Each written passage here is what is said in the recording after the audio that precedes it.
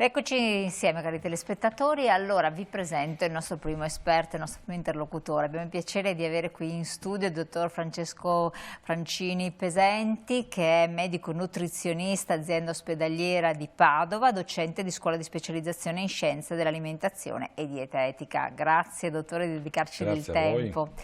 Tempo prezioso, lo sappiamo, perché ha tantissimi pazienti da seguire, tante problematiche anche molto complesse.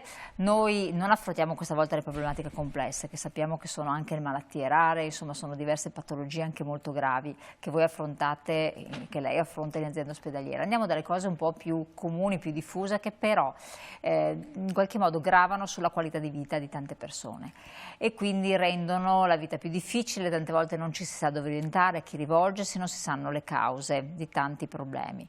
Lei ha scritto anche un libro molto interessante che riguarda in particolar modo la cefalea e la correlazione che esiste tra la nostra nutrizione, quindi quello che mettiamo nel nostro organismo, come l'organismo reagisce in modo del tutto soggettivo, e poi l'insorgere di questa problematica. Vorrei partire come questo primo problema perché ho scoperto che effettivamente ci sono tante persone che ne soffrono, che non sanno dove sbattere la testa e che va a inficiare proprio la qualità di vita. Innanzitutto, che cos'è la cefalea, dottore? Beh, la cefalea è un quadro clinico che vede alcune condizioni particolari come l'emicrania, la cefalea muscolotensiva, la cefalea secondaria, per esempio quando noi abbiamo la sinusite abbiamo una forma di cefalea. Ecco, tutte queste condizioni che sono diverse, con cause diverse e sintomatologie diverse, anche terapie diverse l'una dall'altra, tutte insieme fanno la cefalea. Quindi dolore alla testa. Dolore alla testa, che può essere l'emicrania, quindi lo dice la parola, mezzo cranio, può essere una sensazione di cerchio alla testa, può essere localizzato in zona frontale quando abbiamo la sinusite, e quindi, come dicevo, hanno caratteristiche di presentazione in genere diverse. Sono tipologie diverse. Quindi alcune di queste sono scatenate anche da comportamenti alimentari. Ecco, quali alimenti in modo particolare, come sapere come regolarsi, quali cibi favoriscono in tutte le persone oppure in soggetti che hanno delle carenze? È soprattutto l'emicrania la condizione che ha più a che fare con l'alimentazione. Ci sono dei comportamenti che la favoriscono, ad esempio il digiuno. Il digiuno può scatenare una crisi emicranica, ma anche le mangiate eccessive, quindi le due condizioni estreme. Poi ci sono degli alimenti singoli, particolari, che possono fungere da grilletto, cioè fanno scoppiare la sintomatologia acuta, e proprio per questo sono chiamati alimenti trigger. Trigger vuol dire grilletto. E tra questi, per esempio, uno dei più comuni è il vino. C'è il vino rosso e c'è il vino bianco. Il vino rosso, c'è chi non tollera il vino bianco è più ricco di solfiti. I solfiti sono delle sostanze che vengono aggiunte per conservarlo meglio, però hanno un'attività di vasodilatazione, quindi queste sostanze dilatano i vasi delle meningi e questo crea dolore e infiammazione. Quindi anche un semplice bicchiere, c'è una dose? Esatto, come lei mi chiedeva prima, c'è una sensibilità individuale. Ci sono persone che lo sopportano molto bene, ci sono persone che non sopportano il singolo bicchiere. Quindi chi è molto soggetto a queste crisi facilmente ha un danno anche da un singolo bicchiere. Diversamente rispetto al vino bianco, il vino rosso invece, che contiene in genere meno solfiti perché si difende meglio, però ha delle sostanze che appartengono a un gruppo chimico che è quello dei polifenoli. Questi polifenoli hanno degli effetti favorevoli sulla nostra salute, difendono per esempio le nostre arterie, però alcuni di questi hanno un'attività vasodilatatrice, quindi ricadiamo nella situazione dei solfiti, quindi dilatano questi vasi che sono all'interno del nostro cranio e possono stimolare, innescare una crisi. Questo mi fa capire che non c'è una cura per questo. Bisogna evitare la sostanza, questi alimenti. Un altro alimento è il cioccolato. C'è chi ha crisi emicraniche da cioccolato, c'è la sindrome da sgombridi. lo sgombridi, quel pesce che appartiene a questa famiglia. Non in scatola, proprio sgombridi. Anche in scatola, e anzi più è conservato più facilmente scatena le crisi. In genere è pesce azzurro. Pesce azzurro magari non freschissimo, ci sono degli aminoacidi che si trasformano nel giro di un giorno o due in sostanze anche queste vasodilatatrici. Non in tutte le persone? Non in tutte le persone, è il discorso del vino, alcune persone sono più sensibili a questa tipologia di pesce, altre sono sensibili ai formaggi stagionati. Sono tutti alimenti nei quali o la fermentazione o la cattiva conservazione o la mano dell'uomo aggiunge delle sostanze che hanno questo effetto vasodilatatore. E questo scatena in chi è predisposto le crisi emicraniche. Quindi è solo un fattore di vasodilatazione? È un fattore di vasodilatazione, certamente. Poi c'è una soglia al dolore modificata. Ci sono persone che hanno una maggior sensibilità agli stimoli dolorosi. E poi c'è anche l'infiammazione. Nell'emicrania in particolare ha un ruolo ben preciso anche l'infiammazione, tant'è che alcuni farmaci antinfiammatori vengono usati nella terapia della crisi acuta. Ecco, poi Prego. Ci sono invece delle diete proprio, quindi dei protocolli dietetici che agiscono come terapia. Cioè noi adesso abbiamo parlato degli alimenti che scatenano le crisi, sì. Ecco, ci sono dei protocolli, ci sono delle modalità di alimentarsi che invece sono curative. In particolare una. In generale curativa o per questo tipo di problemi? Per l'emicrania. Soprattutto per l'emicrania. Quindi chi soffre, attenzione, se voi soffrite di emicrania oppure sapete che siete soggetti a queste invalidante situazioni perché alcuni proprio si chiudono in stanza al buio, hanno delle situazioni estreme. Ci sono persone che più giorni alla settimana devono stare chiusi in casa e hanno lavori, hanno famiglia, hanno figli e sono assolutamente esclusi dalla vita sociale. E allora fate attenzione perché c'è una dieta. Allora, è che non è una dieta nuova, è la dieta chetogenica, che oggi è particolarmente di moda ed è una dieta che nacque oltre 100 anni fa proprio per curare malattie neurologiche, nacque per curare l'epilessia.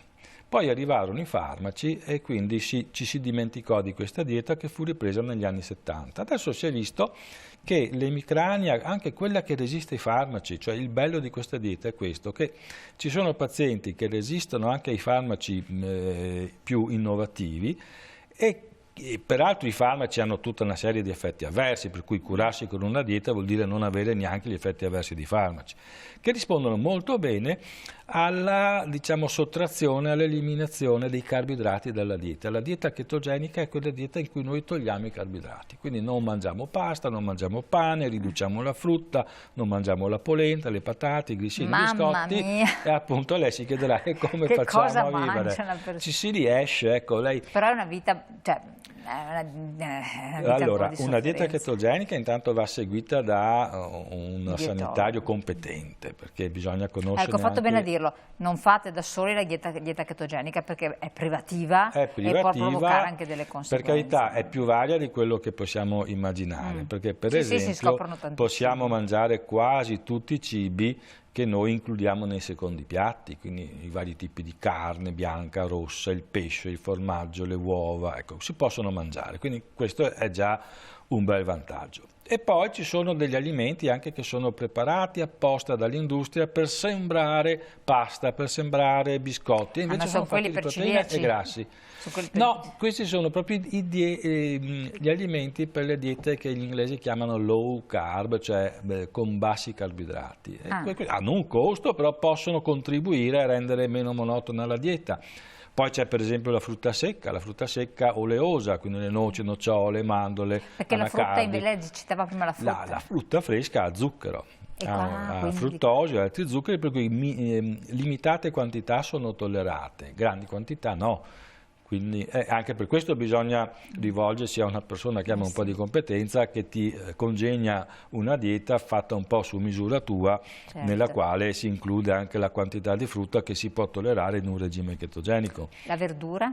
La verdura si può mangiare, alcune vanno un po' limitate, altre meno, però insomma alla fine non è tanto la monotonia. è quanto una condizione di prostrazione, di debolezza che si ha la prima settimana, primi 10 giorni di dieta, che spesso induce ad abbandonare, perché il paziente dice io non ce la farò mai. Invece se aspetta un po', l'organismo si adatta e comincia a partire, non ha più la sintomatologia, si sente meglio, più leggero, in genere si perde anche qualche chiletto di peso, quindi la persona si sente più energica, più attiva, certo è limitata, se lei invita un paziente di questi a mangiare la pizza, le dirà no, non posso. Certo. Mangerai... E quindi anche i dolci? Certamente, a meno di non prepararli apposta. Ci sono tutta una serie di ricette chetogeniche, se uno va a navigare un po' su internet trova molti siti che propongono proprio ricette chetogeniche. Ma latte e latticini? Allora, il latte ha lattosio, che è uno zucchero, quindi quantità limitate. I formaggi, lo yogurt ne hanno molto di meno, quindi sono consentiti. Ma a questo punto una dieta di questo tipo, che in ogni caso sotto certi versi è un po' privativa, un pochino, va integrata con degli integratori? So che dire alle integratori bene... Allora, le diete che si facevano una volta, che erano molto più restrittive, e restringevano anche gli alimenti proteici, cioè la carne, il pesce. Queste che si fanno oggi, si è visto che si può largheggiare di più con gli alimenti proteici senza inficiare l'efficacia della chetosi. Quindi la maggior parte delle vitamine sono presenti negli alimenti che noi mangiamo come secondo piatto, ad esempio il complesso B, la vitamina A. Sono un po' carenti la vitamina C e il beta-carotene, ma questi li possiamo comunque recuperare dalle verdure. Le verdure non sono eliminate, alcune sono solo ridotte, ma sostanzialmente il soggetto può mangiare una quantità di verdura simile a quella della persona normale. Però a questo punto si introduce in abbondanza carne, proteine della carne, e tanti hanno un po' puntato il dito contro questo, a favore di diete più vegetariane, vegane, tutto verso questo versante. Beh, questo è un argomentone che sarebbe il caso di affrontare con un po' di tempo a disposizione. La carne fresca, quella non trasformata, non conservata, non si correla con patologie. Ci sono soprattutto studi europei che hanno dimostrato che il consumo di carne è sicuro. Quello che invece può legarsi un pochino a un aumentato rischio cardiovascolare ed oncologico sono le carni trasformate, cioè i würstel, le salsicce, i vari salumi. Però c'è un processate, sono carni processate, e in questo caso sembra che l'effetto sia legato ai nitriti, che sono quelle sostanze che vengono aggiunte un po' come conservanti, un po' per conservare quel colore rossastro, roseo. Se lei si mangia un würstel è rosa, in realtà è carne cotta, dovrebbe essere grigio, e il salmone è lo stesso.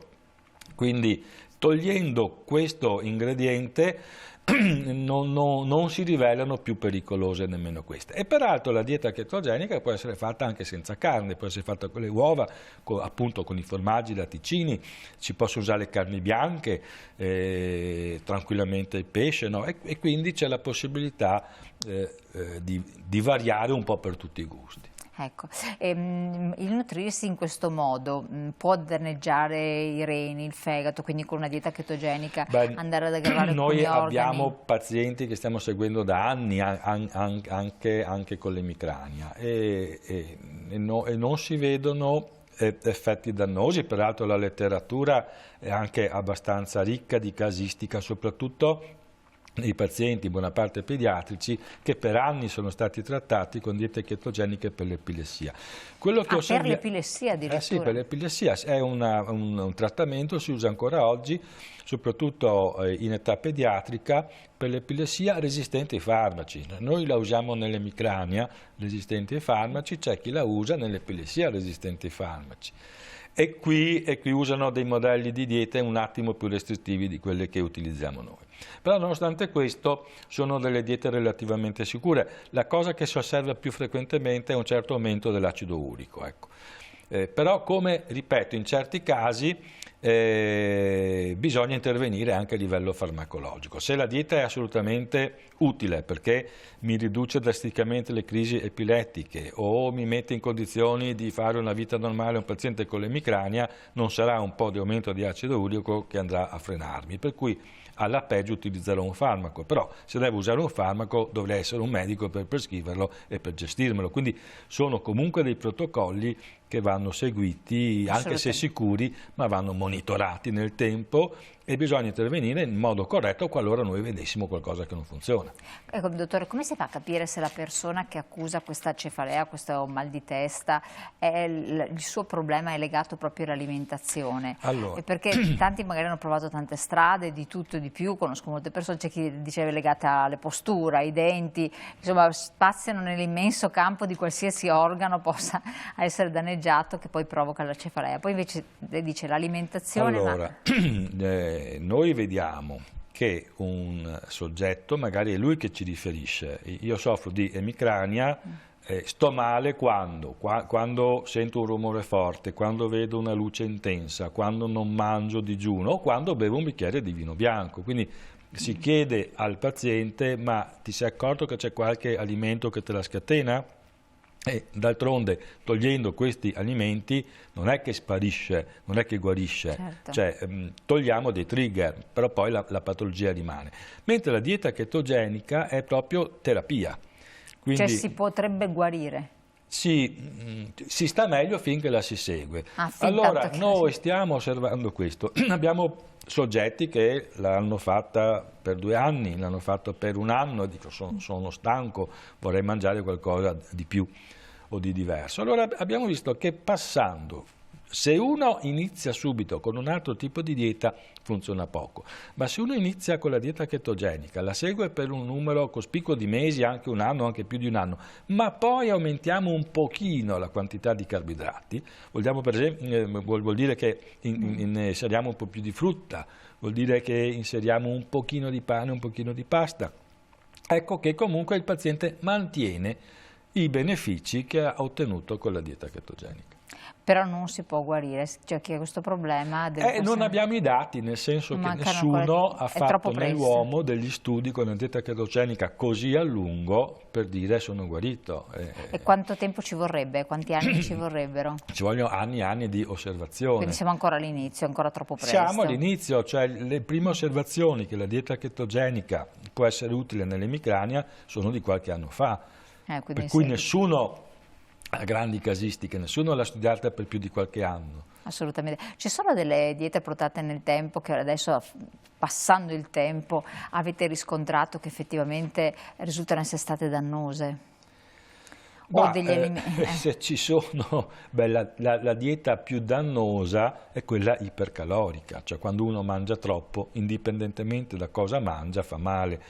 E qui però per anni, ancora oggi c'è chi ce l'ha con i carboidrati, c'è chi ce l'ha con i grassi, il colesterolo, le proteine. Però dopo privando certe sostanze. Alla fine quello che veramente fa male è l'eccesso. Quando uno mangia troppo, oltre ad aumentare di peso, ma innesca una serie di meccanismi che portano ad una situazione, diciamo, unica come poi causa di patologia o prevalente come causa di patologia, che è l'infiammazione.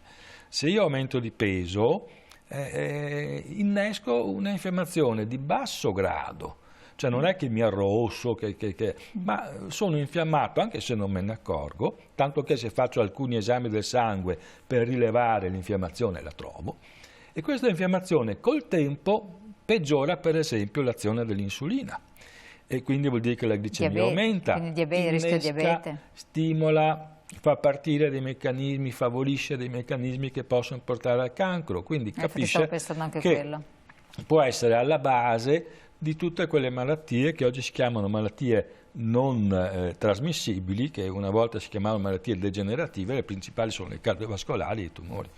Adesso si parla spesso anche di diete con digiuno intermittente, si consiglia sempre di stare attenti. Il mio giudizio sul digiuno intermittente è che si tratti più che altro di una trovata molto efficace anche pubblicitaria. Certamente funziona, è certamente facile, Forse ma non mangi. non mangi, una volta alla settimana salti il pranzo. Viene mal di testa. Viene mal di testa magari. Ecco. E questo aiuta a contenere il peso e gli effetti attesi sono quelli di una dieta ipocalorica, cioè alla fine che io riduca le calorie tutti i giorni di un pochino o che le riduca un solo giorno alla settimana, ma sulla settimana comunque mangiato meno calorie, è una dieta ipocalorica con i benefici che sono quelli della dieta ipocalorica. Il problema è cosa mangio gli altri giorni, perché uno potrebbe vivere di salumi e patatine e würstel tutti i giorni, poi un giorno alla settimana fa il digiuno. E chiaramente questa non è una dieta virtuosa. Invece la dieta chetogenica crea una situazione per cui il fegato produce delle sostanze che servono al cervello in sostituzione del glucosio. Se io non mangio carboidrati non ho zucchero per il cervello. Come fa il cervello a continuare a lavorare? Fermo là, come fa il cervello a continuare a lavorare? La interrompo che abbiamo la pubblicità, così i nostri telespettatori ce lo chiedono. Ce lo chiedono. Allora, senza zucchero, dieta chetogenica, il cervello ha difficoltà a lavorare, potrebbe venire anche mal di testa, tra l'altro. Certo, Peggio ancora. State con noi, canale 19, tra poco, dopo la pubblicità.